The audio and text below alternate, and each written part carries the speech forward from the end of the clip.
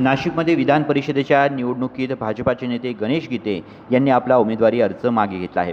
मात्र त्यांचे बंधू गोकुळ गीते यांनी आपला अपक्ष उमेदवारी अर्ज कायम ठेवला आहे. त्यामुळे नरेंद्र दराडे विरुद्ध गोकुळ गीते अशी लढत होणार आहे. नाशिकमध्ये यंदा विधान परिषदेची निवडणूक चांगलीच रंगणार आहे. नाशिकची जागा ही महायुतीतील शिवसेनेला सुटली असून तेथून नरेंद्र दराडे उमेदवारी करत आहे.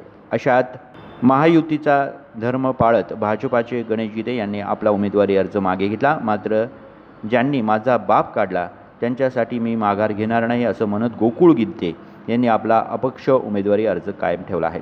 त्यामुळे नाशिकमध्ये महायुतीचे उमेदवार नरेंद्र दराडे विरुद्ध अपक्ष गोकुळ गीते अशी लढत होणार आहे. भाजपाचे बंडखोर उमेदवार प्रसाद हिरे यांनीही अर्ज कायम ठेवल्याने नाशिकमध्ये आता 3 उमेदवार रिंगणात राहणार आहेत. मात्र दराडे विरुद्ध गीते असा प्रमुख सामना रंगणार आहे. कुणाल दराडे यांनी एका नगरसेवकाकडे माझ्याबद्दल आई वडिलांवरून शिवीगाळ केली. त्यामुळे माझे बंधू गोकुळ गीते हे चिडले आहेत. त्यांना मी विनंती केली आपण माघार घेऊ, मात्र त्यांची मनस्थिती नाही असं गणेश गीते यांनी म्हटलंय. मला मुख्यमंत्री महोदयांनी, देवेंद्रजींनी आणि गिरीश भाऊंनी या ठिकाणी सांगितलं होतं, गणेश आपली युती आहे, आपल्याला माघार घ्यावा लागेल. मी कोणतीही कमिटमेंट न घेता, कोणताही विषय न करता त्यांच्या शब्दावर ही माघार या ठिकाणी घेतलेली आहे. कुणाचा फोन आला होता माघार घेण्याआधी? वरिष्ठ नेत्यांचा कुणाचा? देवेंद्रजींशी मी स्वतः भेटलो, स्वतः बोललो. गिरीश भाऊंशी मी स्वतः भेटलो, स्वतः बोललो. रवींद्रजींशी बोललो. आपण आता जिल्हाधिकारी कार्यालयाच्या बाहेर पण गाडी 5-10 मिनिटं उभी होती, नेमकं काय चालू होतं?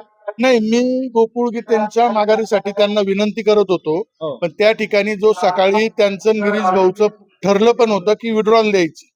पण काल काहीतरी कुठल्या तरी आपल्या एका मतदाराकडे, नगरसेवकाकडे कुणाल दराडेंनी काहीतरी आई वडिलांवरनं शिवीगाळ केली. त्यामुळे मी त्यांना रिक्वेस्ट करत होतो की विड्रॉल देऊन टाक आणि विषय सोडून द्या.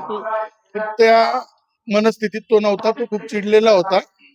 त्यामुळे मी त्याच्याशी बोलत. पण मग आता काय गोकुळ गीते माघार घेणार? आता ते गिरीश भाऊ बोलताय, त्याच्यावर गिरीश भाऊ निर्णय घेतात. अवघे 10 मिनिटं उरलेले. अवघ्या 10 मिनिटात पण काही पण होऊ शकतं ना. हो, पण मग ते जिना चढता चढता उतरता उतरता राजकारणात निर्णय बदलतात.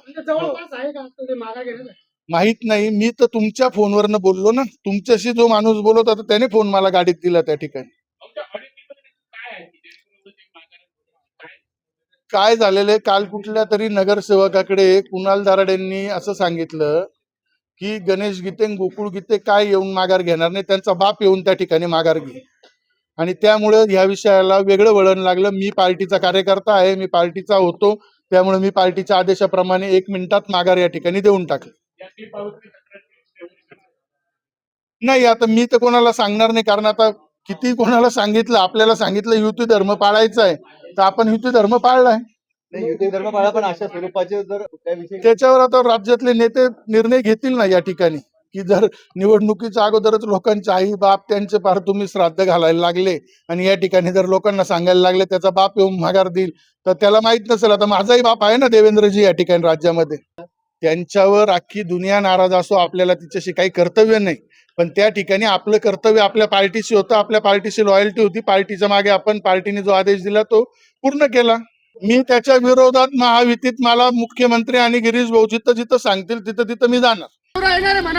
ऐकून घ्या माझं काय म्हणणं. गोकुळ भाऊ आजही तयार आहे, आम्ही पक्षाचे एकनिष्ठ आहे. आम्ही देवेंद्र भाऊ आम्हाला जो शब्द दिला आम्ही माघार घेणार आणि गोकुळ भाऊला माघार घेण्याकरता आम्ही त्याला चिडतोय.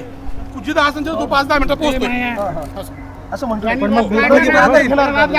त्याला रिक्वेस्ट केलंय मी त्याला. मग गोकुळ गीतेंचं काय म्हणणं आहे आता? गोकुळ गीतेंचं म्हणणं मी ठाम आहे.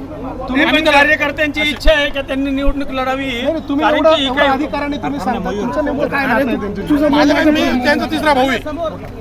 मी त्यांचा तिसरा भाऊ आहे. गोकुळ माझ्या शब्दाखीर ऐकलं. गणेश दादा मी रिक्वेस्ट करतो त्यांना. आणि आम्ही गिरीश भाऊचा आणि देवेंद्रचा शब्द 100% मानणार आहे. ते त्यांना गोकुळ भाऊ. तर ती ऑडिओ क्लिप माझी नाही, याबाबत फॉरेन्सिक तपासणी करावी अशी मागणी कुणाल दराडे यांनी केली आहे. आपल्या दोघांमध्ये कशी कुस्ती लागेल आणि ती कुस्ती लावून त्या ठिकाणी तमाशा बघायचं काम या ठिकाणी लोकांनी केलेलं आहे. असो, तो गैरसमज लवकरच गणेश भाऊंचा आणि आपला गोकुळ भाऊंचा त्या ठिकाणी निघेल. कारण आज आमचे आजचे संबंध नाही आहे, त्यांच्या चुलत्यांपासून आमच्या वडिलांचे जुने संबंध आहे, फॅमिलीचे रिलेशन आहे. आणि मी यामध्ये 100% गोकुळ भाऊंची आणि गणेश भाऊंची भेट घेईल आणि मी त्यांना स्पष्टीकरण देईल. ही निवडणूक आता कठीण झाली आहे असं वाटतं तुम्हाला कुठेतरी? महायुतीमध्येच करता आव्हान होतं आणि गोकुळ गीते जे गणेश गीतेंचेच भाऊ तेच मैदानात उतरले. मी आज त्याच्यावरती काही भाष्य करत नाही, कारण आज काही आपण सांगू शकत नाही. आता सगळे मोठे नेते त्या ठिकाणी सगळी प्रक्रिया करतील. हां, तर मला पुन्हा एकदा सांगणं आहे दोघा भावांना, ते माझे भाऊच आहेत, गोकुळ भाऊ, गणेश भाऊ, तुम्ही ही ऑडिओ फॉरेन्सिक्स डिपार्टमेंटला पाठवा, किंवा तुम्हाला कुठल्या लॅबमध्ये टेस्ट करायची असेल ती टेस्ट करा. माझी तुम्हाला विनंती का, फक्त हा सांगणारा कोण आहे त्याचं सुद्धा मला गणेश भाऊनी आणि गोकुळ भाऊनी सांगावं. एकूणच यंदाची विधान परिषदेची निवडणूक दराडे विरुद्ध गीते अशीच रंगणार आहे. उमेश आवनकर, गुड्डू शेख, दिशा न्यूज, नाशिक.